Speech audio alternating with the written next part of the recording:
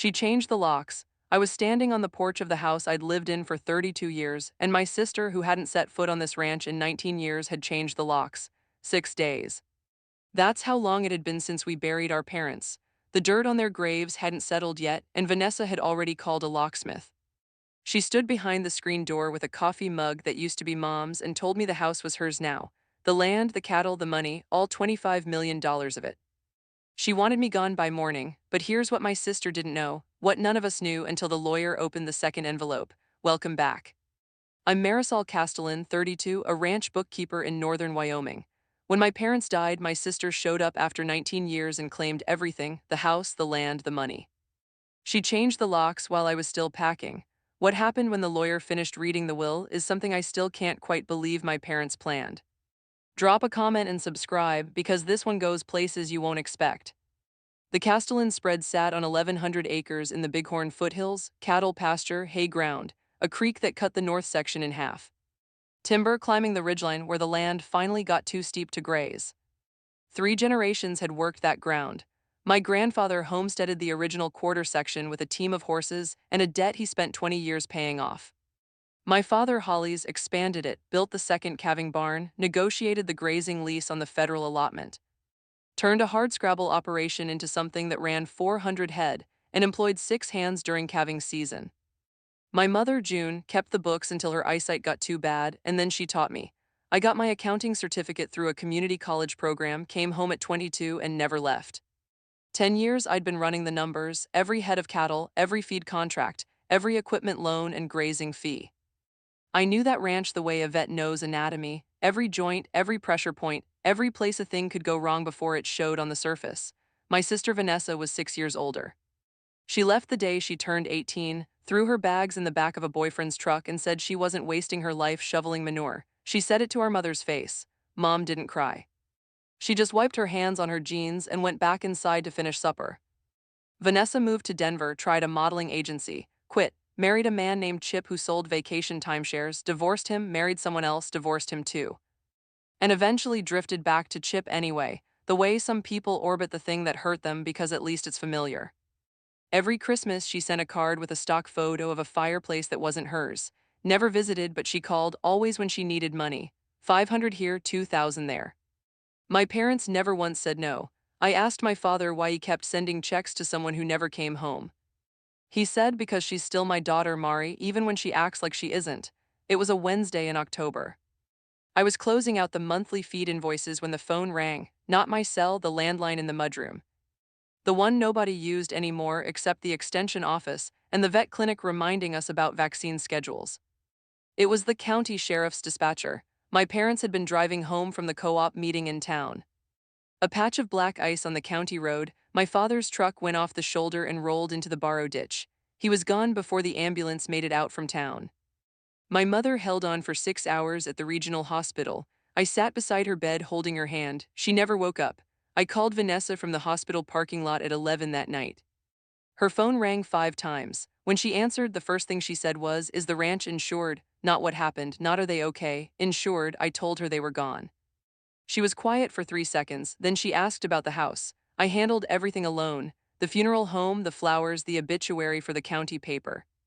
I called Grady Fenn, the volunteer fire chief who'd been friends with my father for 30 years and had a side business doing land surveys, to help me figure out the property lines for the death certificates. I called Owen Hargrove, the family attorney, about the will. I notified the feed co-op, the grazing lease office, the vet clinic. I kept the ranch running because the cattle didn't care that my parents were dead. They still needed hay and water twice a day, and calving season didn't wait for grief. Vanessa said she'd come right away. She showed up 4 days later and she brought Chip, not the second ex-husband, the first one, the timeshare salesman. They pulled up in a rental SUV and Chip got out first, squinting at the pastures like he was appraising a used car lot. I knew then this wasn't going to be a reunion. It was an acquisition. Vanessa stepped out in a black designer coat and heeled boots that sank straight into the gravel driveway. She looked at the house like she was inspecting a vacation rental. No hug, no tears.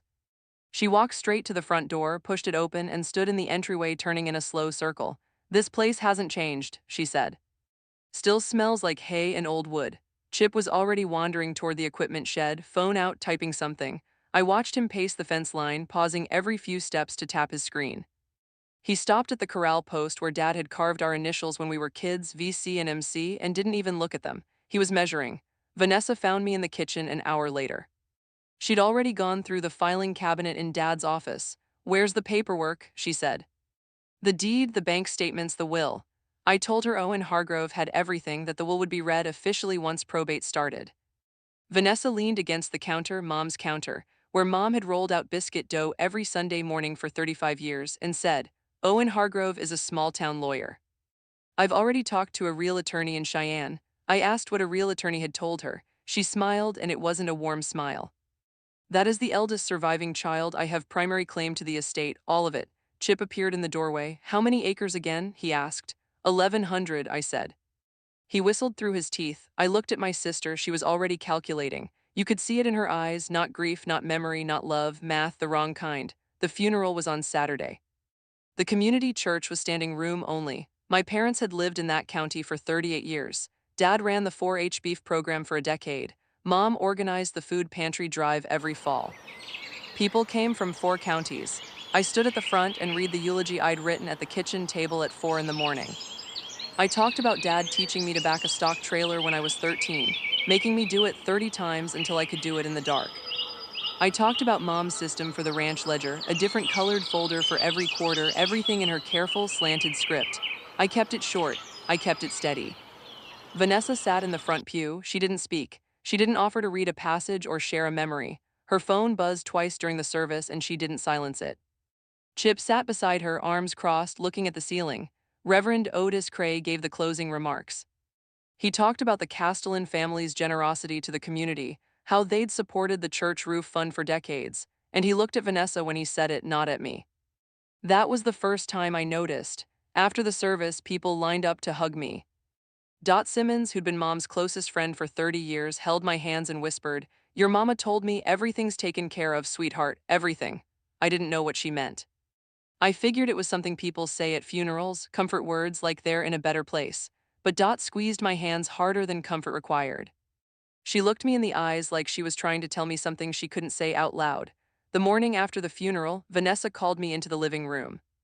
She was sitting in Dad's recliner, the brown leather one with the worn armrests where he watched football every Sunday. Chip stood behind her with his arms crossed like a bouncer. Vanessa had a folder on her lap.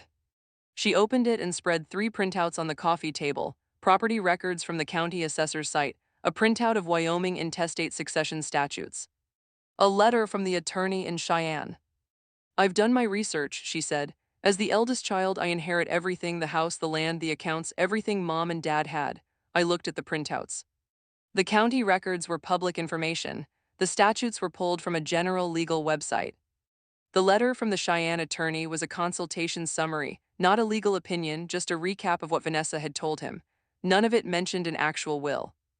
I asked her if she'd seen the real will. She waved her hand. "I don't need to see it, I already know what it says." Then she leaned forward and her voice dropped. "Let me be clear about something, Marisol. You were never really family here. You were the hired help." The words landed like a slap, not because they hurt, but because she believed them. 19 years away, and she'd convinced herself that the daughter who stayed, who worked, who held Mom's hand while she died, that daughter was the outsider. I didn't raise my voice. I said, "Then you won't mind waiting for Owen to read it officially."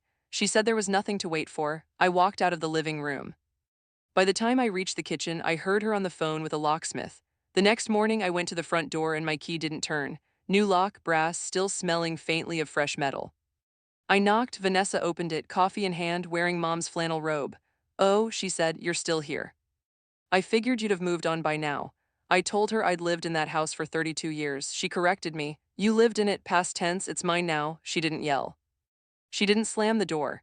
She just stood there with Mom's mug and Mom's robe and a look on her face like I was a tenant who hadn't gotten the eviction notice. I went around through the back door, packed 2 duffel bags, my clothes, my laptop, my accounting files, 10 years of ranch records on a USB drive, and 2 binders of printed ledgers.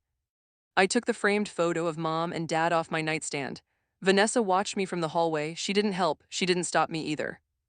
I carried everything across the yard to the bunkhouse, a converted space above the equipment barn my parents had built years earlier for seasonal hands. One room, a small kitchenette, a bathroom with a rust-stained sink. I set my bags down and stood in the doorway looking back at the main house. The lights were on in every room. I could hear music, something loud that had never once been played in that house before. As I turned to go inside, I heard Vanessa's voice through the open kitchen window. She was talking to Chip. "Call the realtor," she said. "I want this place listed by Friday." The bunkhouse had a single window facing the calving barn. I wiped the dust off the sill, set up my laptop on the workbench Dad had built, and made a list, not an emotional list, a financial one. I'm a bookkeeper. When things fall apart, I make spreadsheets. I called Owen Hargrove at 7 the next morning. His secretary said he was expecting my call. Owen picked up on the first ring. "When is the official will reading?" I asked. He said it was scheduled for the following Tuesday, all parties required to be present. There was something in his voice, not warmth exactly. Owen wasn't a warm man, but precision, every word measured. "All parties," he said again, like the phrase carried weight I wasn't supposed to miss. I asked if there was anything I should know before then. He paused. "Just be there, Marisol. And bring your records." My records. 10 years of meticulous bookkeeping, every contract, every invoice, every deposit and withdrawal kept because that was my job. Now they might be something else entirely. I spent the rest of the day doing what I always did. Fed the herd, checked the water tanks, updated the calving projections for the co-op. The ranch didn't stop because Vanessa had declared herself queen of it. That night I sat on the cot in the bunkhouse and looked out the window. The main house was lit up. Music playing, shadows moving behind the curtains, Vanessa and Chip celebrating something that didn't belong to them yet. Tuesday was 5 days away. 5 days of locks and declarations and a sister who thought ownership meant possession. I'd worked this land for a decade. The books were in order, everything was documented. I just had to wait. I was sitting in a bunkhouse on land my family had worked for 3 generations, while my sister threw a party in the house I grew up in. She'd already called a realtor. She hadn't even read the will. If you've ever watched someone take credit for what you built, you know this feeling. Hit subscribe because what the lawyer says next Tuesday changes everything. Vanessa moved fast. Saturday morning, she cornered the 2 hands still on the payroll, Danny and Ruben, both of whom had worked calving season for 8 years, and told them their jobs were done effective immediately. Danny came to the bunkhouse with his hat in his hands. "Miss Marisol," she says, "we're finished. Says the ranch is being sold." I told him nothing was being sold, not yet, that I couldn't promise anything beyond Tuesday, but asked him to hold tight. He nodded but didn't look convinced. By noon, Vanessa had called the feed co-op and demanded the standing hay contract be canceled. Sal Ibera, the co-op manager, called me 20 minutes later. "Marisol, what in the world is happening over there?" I explained it as simply as I could. My sister believed she owned the ranch. The will hadn't been read. Sal was quiet for a moment. Then he said, "Your mama would come out of the ground over this. She told me not to worry about the contract." He said he'd make some calls. "There are people in this county who remember what your parents built." Sunday, Chip was on the phone all afternoon. I could hear him from the bunkhouse. He had a loud voice and no awareness of it. He was calling real estate agents, quoting acreage and highway frontage numbers he'd pulled off the county assessor's website. He told one agent, "We're looking at a potential 22 million sale. The owner wants to move fast." The owner. Vanessa didn't own a single fence post on that property, but she'd spent 72 hours acting like she owned every blade of grass, and nobody had stopped her yet. Reverend Cray came to the bunkhouse Sunday afternoon. He knocked twice, took off his hat, and stepped inside without waiting to be invited. He looked around at the cot, the workbench desk, the single window. "This is no place for you, Marisol," he said. I told him it was temporary. He sat on the only chair and clasped his hands like he was about to pray. But he didn't pray, he talked. "Your parents were pillars of this community," he said. "They would want peace in this family above all else." I said I wanted peace too. He leaned forward. "Vanessa is the eldest. She has a legitimate claim. Maybe it's time to let her take the lead for the family's sake." I looked at him. Otis Cray had baptized me when I was 10. He'd presided over my parents' 35th anniversary celebration. He'd sat at our kitchen table 100 times eating Mom's cornbread and talking about the church roof fund. And now he was telling me to hand over everything my parents built. I asked him if he thought my parents would want the ranch sold. He shifted in his seat. "Maybe that's God's plan for a new chapter." Then he said it. "Vanessa mentioned continuing your parents' generous tradition with the church. She talked about a significant donation once the estate is settled. I think that's a beautiful tribute." There it was, the price tag on his loyalty. Vanessa had promised money to the church, and Reverend Cray had come to collect, wearing concern like a costume. I told him the will reading was Tuesday and everything would be settled then. He stood, put his hat back on, and said, "I hope you'll do the right thing, Marisol." The right thing according to whom? Monday morning, I drove to the co-op to drop off the weekly feed report. Same clipboard, same route, same wave to the loading dock crew I'd been doing for 10 years. But this Monday, people looked at me differently. Not hostile, curious, careful, the way you look at someone when you've heard something about them but haven't decided what to believe yet. At the counter, a woman named Peg who ran the tack shop said, "I heard your sister's having a tough time getting what's rightfully hers." I asked where she'd heard that.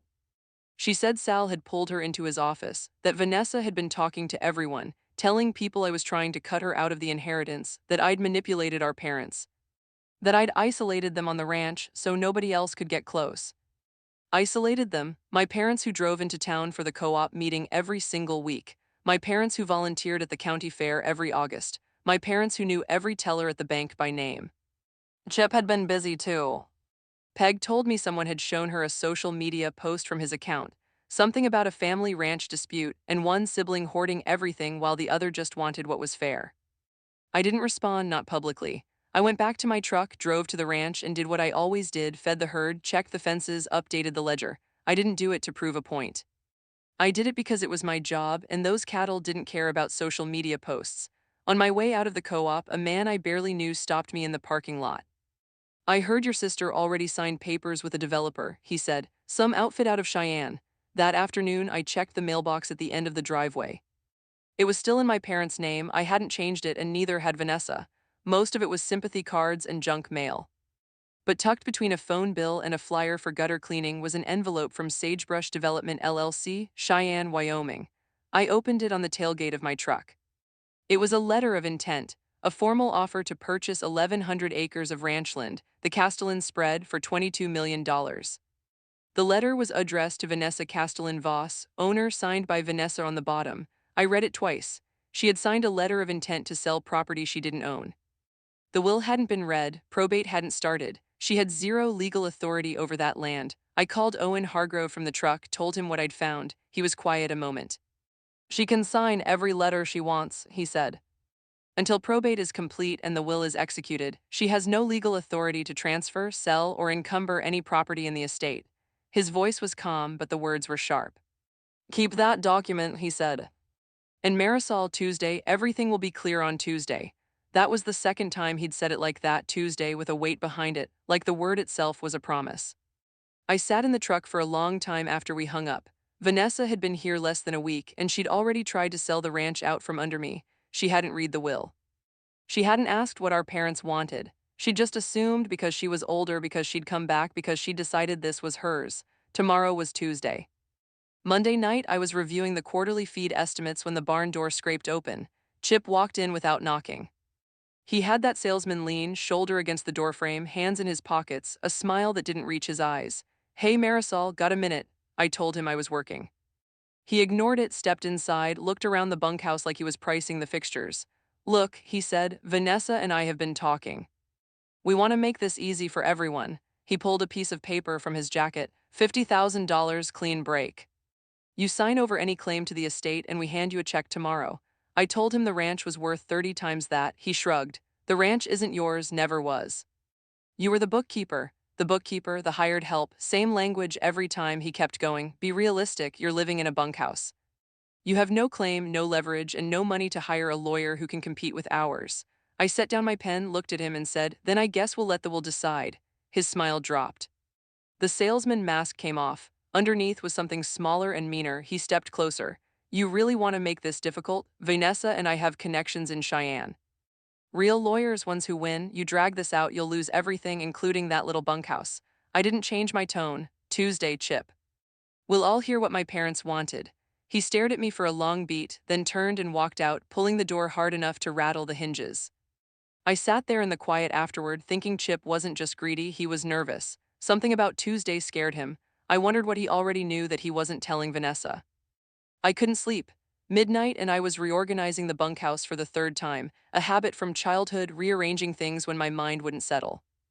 I pulled the cot away from the wall to sweep under it, and my hand hit a box, cardboard, dusty, the kind Mom used for storing seed catalogs and vaccine records. It must have been there since the last time she set up the bunkhouse for a seasonal hand. I almost pushed it aside, but the top had Mom's handwriting on it, that careful, slanted script, the way it always tilted when she was tired. She'd written Barnes Supplies on the lid, but inside there were no supplies, just an envelope cream-colored, my name on the front. Marisol, when you need this. Not sealed with glue, but tucked closed like she'd wanted me to open it easily. I sat on the floor and read it. Marisol, if you're reading this, things probably went the way your father and I feared. Vanessa will try to take everything. Don't fight her with words. She'll always outtalk you. Let the papers do the talking. Owen has everything. Trust him and trust what you've built here. Love, Mom. I read it 4 times. My mother's handwriting, the ink pressed hard in some places, lighter in others. She'd written this slowly, choosing her words the way she chose everything with care. She'd probably sat at the kitchen table after Dad went to bed, the lamp making a circle of yellow on the wood, and written this, knowing exactly what would happen when she was gone. She knew Vanessa. She loved her anyway, but she protected me. I folded the letter, slipped it into my shirt pocket, and sat there until the sun came up. Tuesday morning I was up at 5, fed the herd, topped off the water tanks, checked the barn heater, the same routine I'd done every morning for 10 years. There was comfort in it, the predictability, the fact that the animals didn't care about wills or sisters or lawyers. They just wanted feed and water, and I could give them that. I showered in the bunkhouse's rust-stained shower and put on my work clothes. Clean button-down, dark jeans, boots, not dressed up, just professional. The way I looked when I met with the bank or the co-op board. I was a bookkeeper going to a meeting, and I dressed like one. Through the window, I watched Vanessa and Chip loading bags into the rental SUV. Vanessa wore a black fitted dress and sunglasses like she was headed to a press conference. Chip had on a sport coat tight in the shoulders and a tie I was sure he'd borrowed. They looked like they'd already won. My phone buzzed. Dot, you ready, hun? I told her I was as ready as I'd ever be. Dot paused, then said, your mama and I used to say the truth doesn't need a loud voice, just a patient one. I grabbed my binder of ranch records, the USB drive, and the letter from Mom. Locked the bunkhouse, walked past the main house where the rental SUV was idling in the driveway. Vanessa saw me through the window. She didn't wave. I got in my truck, the same Ford I'd driven for 7 years with mud on the fenders and a co-op sticker on the bumper, and pulled out onto the county road. Owen Hargrove's office was 20 minutes away, 20 minutes to whatever came next. Owen's office was on the second floor of a brick building on Main above the hardware store. The stairs creaked. The hallway smelled like old carpet and coffee. I'd been there a dozen times for ranch contracts, for tax filings, for the year Dad needed a liability waiver for the county fair booth. Today the conference room door was open. Owen stood at the head of a long table with a leather briefcase and a glass of water. He nodded when I walked in. Morning, Marisol. Dot was already seated, hands folded on the table. Sal Ibera sat beside her, reading something on his phone. They both looked up when I entered. Dot gave me a small nod, steady, reassuring, the same nod she'd given me at the funeral. Vanessa and Chip arrived 7 minutes later. Vanessa stopped in the doorway when she saw the room. Why are they here? She was looking at Dot and Sal. Owen answered. They're named in the will. Vanessa's jaw tightened. She looked at Chip. He shrugged a don't worry about it shrug and pulled out a chair. Reverend Cray arrived last, slid into a seat near the door, hat in his lap, not making eye contact with anyone. Vanessa sat at the center of the table, crossed her legs, put her hands flat on the surface, confident, in charge, like she was running the meeting. Owen opened his briefcase and pulled out a stack of documents. Thick, not the 2 or 3 pages Vanessa had probably expected, a real stack, tabbed and bound. Vanessa glanced at it, her left eye twitched. Owen said, before we begin, I want to clarify that this will has 2 parts. We'll read part 1 first. 2 parts, the room shifted, 2 parts. The will had 2 parts, and my sister didn't know about the second one. She'd spent the past week changing locks, calling realtors, and telling everyone in town that I was the selfish one. She sat in that chair like she'd already won. If someone has ever underestimated you because you stayed quiet, keep watching and leave a comment. I want to hear your story too. Owen adjusted his glasses and began reading. Last Will and Testament of Holly's Roy Castellan and June Marie Castellan. Part 1, Direct Bequests. He read slowly, clearly, like he'd practiced it. To our daughter Vanessa Castellan Voss, we leave the family home at 4412 Foothill Road, including all furnishings and personal property therein, and the sum of $260,000 from the joint savings account at First Bighorn Bank. Vanessa exhaled. She turned to me with a look that said, see, I was right. Chip squeezed her hand under the table. Reverend Cray nodded from his corner like the universe had confirmed something. Owen continued. This bequest is subject to the following condition. Vanessa Castellan Voss must reside at the property and maintain it in good condition for a period of no less than 5 years from the date of this will's execution. Failure to meet this condition will result in the property reverting to the Castellan Family Trust. Vanessa's smile cracked at the edges. 5 years, she said. I'm not living here for 5 years. Chip leaned over. We'll figure that out later. What else? Owen looked at them both. That concludes part one. Vanessa blinked. That's it. 260,000? The ranch alone is worth millions. Owen folded his hands. The house and the bank account are what's designated in part one. Yes. The number hung in the air. 260,000. Vanessa had spent the past week telling people she was inheriting $25 million. She'd signed a letter of intent to sell land for $22 million. And part one of the will gave her a house she'd have to live in, and less than $300,000 she'd probably already spent in her head. She gripped the edge of the table. Where's the rest? Chip was on his feet. Where's the land, the equipment, the mineral rights? There's over 20 million in assets here. Where is it? Owen didn't flinch. That's covered in part two. Chip and Vanessa looked at each other. Something passed between them, not partnership but calculation, two people doing the same math and not liking the numbers. Vanessa turned on me. You knew about this, didn't you? You set this up with the lawyer, you manipulated them. I kept my voice flat. I'm hearing this for the first time just like you. It was the truth. I had Mom's letter in my pocket. I knew my parents had planned something, but I didn't know the details. I didn't know about part two until this moment, sitting in the same room as everyone else. Reverend Cray cleared his throat. Perhaps we should all stay calm. I'm sure Holly's and June meant well for both their daughters. He said it to the room, but he was looking at Vanessa, reassuring the wrong person. Owen reached into his briefcase again and pulled out a second envelope different from the first, heavier, sealed with a notary stamp, the paper a slightly different shade. He held it up for the room to see. Part 2, he said. This document was filed separately 8 years ago. It is a legally distinct instrument from the will we just read. He broke the seal. The sound was small, paper tearing, but in that room it sounded like a door opening. Vanessa stared at the envelope. Chip sat back down slowly. Reverend Cray leaned forward. Dot's hands were still folded. Sal caught my eye across the table and held it for half a second. I took a breath. Owen began to read. Hollies and June Castellan established the Castellan Family Irrevocable Trust on April 3, 8 years prior. Owen's voice was steady, professional. The voice of a man who had been waiting 8 years to read this document. The trust encompasses the following assets: 1,100 acres of ranchland registered as the Castellan spread, including all structures, equipment, and improvements therein. Grazing and water rights associated with the property, as recorded with the Wyoming State Engineer's Office. The Castellan Educational Fund, currently valued at approximately $2.3 million, equity shares in the Bighorn Agricultural Cooperative. Owen looked up from the document. The total estimated value of the trust assets as of last quarterly assessment is approximately $25.2 million. The number landed like a stone in water. 25.2 million, not in the will, in a trust, established 8 years earlier while both my parents were alive, healthy, and clear-minded. Vanessa's face went white, not red, white, the blood leaving it all at once. 25 million, she whispered. Owen nodded. Your parents planned this carefully, Vanessa. The trust was established, funded, and executed 8 years before their passing. Chip was gripping the armrests of his chair. His knuckles had gone the same color as Vanessa's face. I sat still. My hands were in my lap. Mom's letter was in my pocket, the paper warm against my chest. Let the papers do the talking. The trust designates a single trustee, Owen continued.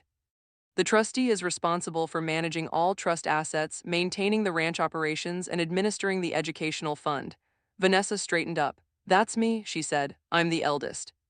The trustee is obviously me. Owen looked at her over his glasses.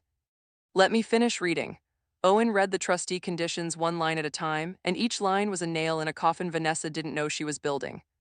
The trustee must be a person who has resided on the Castellan Ranch property continuously for at least 5 years prior to the grantor's deaths. He paused, let it settle. B. Maintained verifiable financial records of ranch operations. Another pause. And C. Demonstrated active participation in the local agricultural community as verified by the Bighorn Agricultural Cooperative. The room was silent, not the polite silence of a meeting. The loaded silence of people doing math they didn't want to finish. Vanessa hadn't lived on the ranch in 19 years. She had no financial records. She had no relationship with the co-op. She met 0 of the 3 conditions. That's ridiculous, Vanessa said. Who wrote these conditions? Your parents, Owen said, with my counsel 8 years ago. Chip stood up again, his chair scraping the floor. This is clearly biased. The conditions were written specifically to exclude Vanessa. We'll contest this. Owen's voice didn't change. An irrevocable trust cannot be easily contested, Mr. Voss. It was established while both grantors were of sound mind, witnessed by two independent parties and notarized by the state of Wyoming. He looked at Dot, then at Sal. The two witnesses are present in this room. Dot met Vanessa's eyes for the first time. Sal sat up straighter. They hadn't just been named in the will, they were the witnesses. They had stood in this office 8 years earlier and watched my parents sign away $25 million into a trust built to protect the land, the community, and the daughter who had earned it. Vanessa's chair hit the wall behind her. She was on her feet, hands flat on the table, leaning forward like she could intimidate the documents into changing. This is a setup. Marisol manipulated them. She kept them isolated on this ranch and poisoned them against me. I didn't move, didn't speak, didn't even blink. Dot's voice came from across the table, quiet as church. Hollies and June drove into town for coffee at my kitchen table every single week for 20 years, Vanessa. Nobody isolated them. Sal spoke next. And Marisol's been running this ranch's books for a decade. I've seen the records, every dollar accounted for, every contract honored, every tax filing on time. Vanessa pointed at me. She told them what to do, she controlled them. Dot shook her head. Your parents controlled themselves just fine, hun. They made this decision with clear eyes. I sat right there in that chair when they signed the trust. Your mother cried, not because she was confused, because she knew what you'd do and she loved you anyway. That landed. Even Vanessa felt it. Her finger dropped, her mouth opened, but nothing came out. Chip grabbed her elbow. We need to talk outside now. Vanessa shook him off. No, I want to hear all of it. Reverend Cray had been shrinking in his chair throughout the reading. His face was the color of old paper. He'd bet on the wrong horse. He'd traded his pastoral duty for a promise from a woman who didn't own what she was promising. Owen waited for the room to settle, then said, There's one more section, the trustee designation.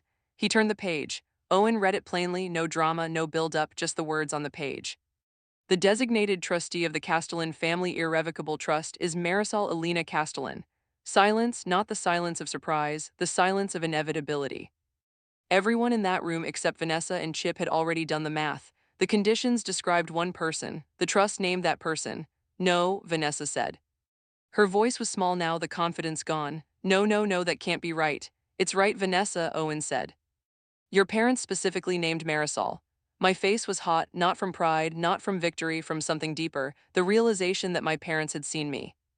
For 10 years I'd wondered if they noticed, if staying behind while Vanessa chased the world made me invisible or essential. Now I knew they'd built a $25 million trust around me, not because I was the favorite but because I was the one who showed up. Owen continued reading. The trust required the trustee to maintain ranch operations, contribute to the local agricultural community, and administer the educational fund, scholarships for rural students. It wasn't a gift. It was a job description. My parents hadn't left me money, they'd left me a mandate. One additional clause, Owen said. In the event that the designated trustee fails to meet the operational and community requirements, the trust assets revert to a community foundation, the Bighorn Rural Development Fund. Under no circumstances do the trust assets transfer to any individual beneficiary other than the designated trustee. Chip's head snapped up. That clause meant one thing. Even if I failed, the money would never go to Vanessa. Ever, my parents had closed every door. Vanessa was shaking, not from cold, from the kind of rage that has nowhere to go. She turned to Reverend Cray, who was studying his own hands like they belonged to someone else. Do something, she said. You said you'd support me. You told me the church would back my claim. Every head turned to Cray. The room got very small. Owen said, Reverend Cray, were you aware of the trust terms before today? Cray didn't look up. I know Vanessa asked me to speak on her behalf as a community leader. Dot leaned forward. Otis, Hollies and June gave that church $12,000 a year for 20 years. They put a new roof over your head twice, and you took Vanessa's side for a promise she couldn't keep. Cray's hands were trembling. He looked at Dot, then at me, and his eyes were wet, not with shame, with something worse, fear. I just didn't want to lose the church, he said, his voice cracking. Your parents built half that congregation. Half the pews have plaques with their names on them. Without their support, I didn't know if we could keep the doors open. For 1 second I saw him, not the man who'd betrayed me, the man who'd been terrified of watching something he loved disappear. It was a human moment, but it didn't change what he'd done. Sal spoke. The church won't lose anything, Otis. The trust includes a community fund, covers annual support for local institutions. If you'd asked instead of assuming the worst, you'd have known that. Cray put his face in his hands. The room watched him fold. Nobody helped him up. Chip had been calculating this whole time. I could see it, the way his eyes moved, the way his jaw worked. He was running numbers and the numbers were bad. He broke first.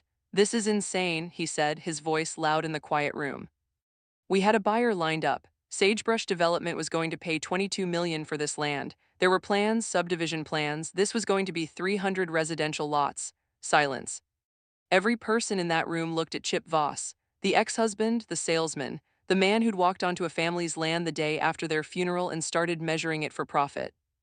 Vanessa turned on him. Chip, shut up. But it was too late. Owen's voice was precise as a scalpel. Mr. Voss, you just admitted to negotiating the sale of property you have no legal claim to. Depending on the representations made to Sagebrush Development, that may constitute fraud. Chip's face went red. I'm not. Vanessa signed those papers, not me. Vanessa slammed the table. You told me to sign them. You said it was standard. You said any eldest child inherits everything automatically. They were turning on each other right there in front of everyone. The partnership that had seemed so solid a week earlier, the matching confidence, the shared plan, the coordinated pressure on me shattered like cheap glass. I sat in my chair and watched. I didn't say a word. I didn't need to. My parents had written the script. Owen, Sal, they were the cast. Vanessa and Chip were performing their own unraveling better than anyone could have directed. Vanessa was standing in the middle of the room. Her mascara had smudged. Her hands were fists at her sides. She looked nothing like the woman who'd walked in an hour earlier. The designer dress, the sunglasses, the crossed legs, she looked cornered. I'm contesting this, she said. All of it, every page. I'll get my own lawyer, a real one, not some small-town paper pusher. Owen didn't react to the insult. He folded his hands on the table and looked at Vanessa the way a doctor looks at a patient who refuses treatment. Not angry, just patient. Are you sure you understand the will? The question stopped everything, not because it was loud, because it was exact. One short sentence delivered without heat, without judgment, without a trace of superiority. Just a question, the kind that only means something when the answer is no. Vanessa stared at him. What's there to understand? You rigged this for her, you and those two. She waved at Dot and Sal. Owen shook his head. I didn't write the conditions, Vanessa. Your parents did, and there's a reason they did it this way. He reached to the last page of the trust document. There's an addendum, a personal letter from Hollies and June Castellan to be read aloud at the will reading. He looked at me, at Vanessa, at everyone. Your parents asked me to read this to both of you together. The room went still, not the stillness of tension, the stillness of something sacred, a message from two people who were no longer alive. Delivered in the only voice they had left. Owen began to read. To our daughters, we loved you both equally. Vanessa, we gave you freedom, the money for your apartment, your car, your fresh starts. 3 times we never asked for it back. Marisol, we gave you roots, the land, the work, the community. We watched you choose this life every single day, and we wanted to make sure it would always be here for you. Owen kept reading. His voice was steady, but I could see his hand tremble at the edge of the page. He'd known my parents 30 years. This wasn't just a legal document to him. Vanessa, we structured the house and the account for you because we know you need a home. The 5-year condition is not a punishment. It's an invitation. Come home, learn what we built. Work the land your grandfather cleared with his bare hands. If you stay, you'll understand why Marisol never left. Owen paused, took a breath. If you choose not to stay, the house returns to the trust, and the community fund will use it for the town's children. We would rather give this house to strangers who will love it than watch it sold by a daughter who doesn't. Dot was crying, not sobbing, tears running down her cheeks, hands still folded. Not wiping them away. Sal's jaw was set tight, his eyes red. Even Chip had gone quiet. There was no angle to play here, no deal to cut, just two dead parents telling the truth. Owen continued. Marisol, the trust is not a reward. It's a responsibility. We know you'll carry it because you always have. Since you were 22 years old, you've kept this ranch alive, kept the books, kept the contracts, kept the land productive and the community fed. You never asked for credit. You never asked for more. We couldn't say this while we were alive without hurting Vanessa, but we can say it now. You are the one we trust. I didn't move, I didn't speak. I let my parents' words fill the room. They were saying what they'd never said out loud, not because they didn't feel it, but because saying it would have meant admitting one daughter had failed and the other hadn't. They'd carried that silence their whole lives, and they'd broken it from beyond the grave in the only way that couldn't be argued with. On paper, witnessed, notarized. The silence lasted 5 full seconds, then Vanessa exploded. This is a joke. Her voice hit the walls and bounced back. You're telling me I get a house and $260,000 while she gets $25 million? I'm their daughter, I'm the firstborn. She swept her arm across the table, papers scattered. Her purse hit the floor, her phone skidded across the wood. Chip grabbed her arm. Vanessa, we need to go now, she shook him off. Get off me, this is your fault, you told me to sign those papers. You told me it was a sure thing. She rounded on me, her finger an inch from my face. You poisoned them against me, you stole my parents. You sat here in this dirt and you brainwashed them into giving you everything. I stood up slowly. I looked at my sister, her smudged mascara, her shaking hands, her designer dress twisted where Chip had grabbed her arm. She was the eldest. She was the one who'd left. She was the one who'd called herself the rightful heir, and she was falling apart in front of everyone. I said one thing. The hired help kept the books, and the books don't lie. Vanessa's mouth opened. Nothing came out. Her own words from that morning after the funeral handed back to her, the hired help. That's what she'd called me, and now the hired help was standing in a room where the paperwork said otherwise. Owen spoke into the silence. Vanessa, for the purposes of this reading, the will and trust are concluded. If you wish to contest, you'll need to file with the probate court. I should mention that the legal fees for contesting an irrevocable trust typically start around $50,000. And the success rate is approximately 4%. Vanessa grabbed her purse off the floor. Chip took her elbow. This time she didn't shake him off. She let him steer her toward the door. At the threshold she stopped, looked back at me and said, "This isn't over." The door closed behind them. The room exhaled. Reverend Cray stood up. He didn't look at anyone. He picked up his hat, turned it in his hands once, and then he looked at me. "I owe you an apology, Marisol," he said. "I was wrong. I was selfish and I was wrong." I looked at this man who had baptized me, who had stood at my parents' graveside, who had come to my bunkhouse to convince me to surrender. "You were scared, Reverend," I said. "There's a difference." He nodded, his eyes red, put on his hat and walked out without another word. The room was smaller now, just me, Owen, Dot, and Sal. Dot stood up and walked around the table. She wrapped her arms around me, thin arms, stronger than they looked, and held on. "Your mama would be so proud of you," she whispered. I said she planned this whole thing. Dot pulled back and looked at me. "She planned it because she knew you, sweetheart. She knew you'd be sitting right here. She knew you'd keep those books. She knew you'd stay." Sal was next. He didn't hug me. He shook my hand, firm, professional, the way we always did business. "The co-op contracts are safe." I nodded. "They were never in danger. The trust protects them." Sal's eyes were red, but his handshake was steady. "Good, your parents built something that matters." Owen stood by the window, letting me have the moment. When I turned to him, he extended his hand. "Your parents were two of the smartest people I've known in 30 years of practice," he said. "And they were right about you." I walked out of that office into the October air. The sky over the bighorns was the color of steel wool, cold and clear. I drove back the way I'd come, 20 minutes on the county road, past the co-op, past the church, past the elementary school where Mom used to volunteer. The truck smelled like hay and diesel, and the leather seat Dad never got around to patching. I pulled into the driveway. The rental SUV was gone. Vanessa and Chip had already left. I walked to the main house. The lock was still the one Vanessa had installed, brass, shiny, out of place on a door that was 60 years old. I didn't try it. I didn't need to go in that day. I walked back across the yard to the bunkhouse, sat on the cot, took the letter out of my pocket and unfolded it on the workbench. Mom's handwriting. "Trust what you've built here." I looked out the window. 1,100 acres of Castellan land. The hay meadow running straight toward the mountains the way Dad had laid it out for the best drainage. The calving pasture where the creek bent, the equipment barn with the co-op logo on the side. The October light was low and gold. My parents hadn't left me money. They'd left me responsibility, the kind you can't deposit in a bank account or sign over to a developer or spend in a city you never come back from. They'd left me the land, the work, the community, and I'd been ready for it my whole life. 3 months later, the dust had settled into new patterns. Vanessa didn't stay. She lasted 12 days in the house, 12 days of silence from me, 12 days of nobody in town returning her calls.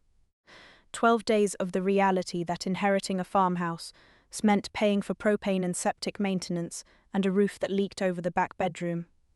She packed her bags and drove back to Cheyenne without saying goodbye. Under the terms of the will, she had 5 years to fulfill the residency requirement. Her clock was ticking. By January, the house was empty. By February, I filed the paperwork to begin the reversion process. Owen said it would take time. Probate isn't fast. But the outcome was certain. Vanessa wouldn't be back. Chip had bigger problems. Owen forwarded the Sagebrush Development Letter of Intent to the county prosecutor's office, negotiating the sale of property without legal authority, using misrepresentation to induce a commercial transaction. The charges were still being evaluated, but Chip had hired a lawyer, a real one this time. Vanessa cut all contact with him. Reverend Cray stepped down from the church board in December.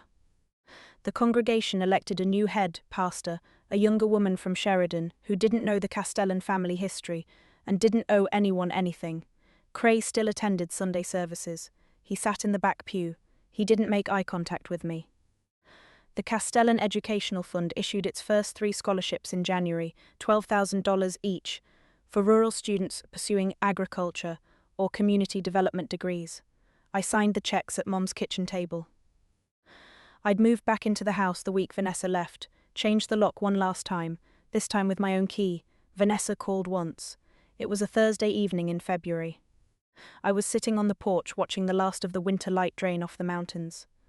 I almost didn't answer, but I did. She didn't say hello. She said, "Is there any way I can get more from the trust?" I told her the trust was for the ranch and the community, not for either us to spend. "So you're just going to sit on $25 million, she said. "I'm going to manage it," I said, "the way Mom and Dad asked me to." She was quiet for a moment. I could hear traffic in the background. She was driving somewhere. She was always driving somewhere. "Marisol," she said, and for a second her voice sounded different, younger. Like the sister who used to braid my hair when I was 7, before she decided this life wasn't enough for her. But the moment passed. "This isn't fair," she said. I said, "The door's open if you want to come home, Vanessa. For real this time. Not for the money. For the ranch." Mum and Dad gave you 5 years. Silence. Then she hung up. I set the phone down on the porch railing. The herd was moving toward the barn for the night, slow shapes in the fading light. I wasn't sad. I wasn't angry. I was something else. Settled. The way the land feels after a long rain, not dry, not flooded, just holding exactly the right amount of water. I stood on the porch that evening and looked out at the ranch, the hay meadow, the pasture. The mountains beyond. My parents didn't leave me money. They left me proof that staying, showing up, doing the quiet work nobody notices, that's not being the hired help. That's being the one they trusted most. That's my story. A changed lock. A second envelope.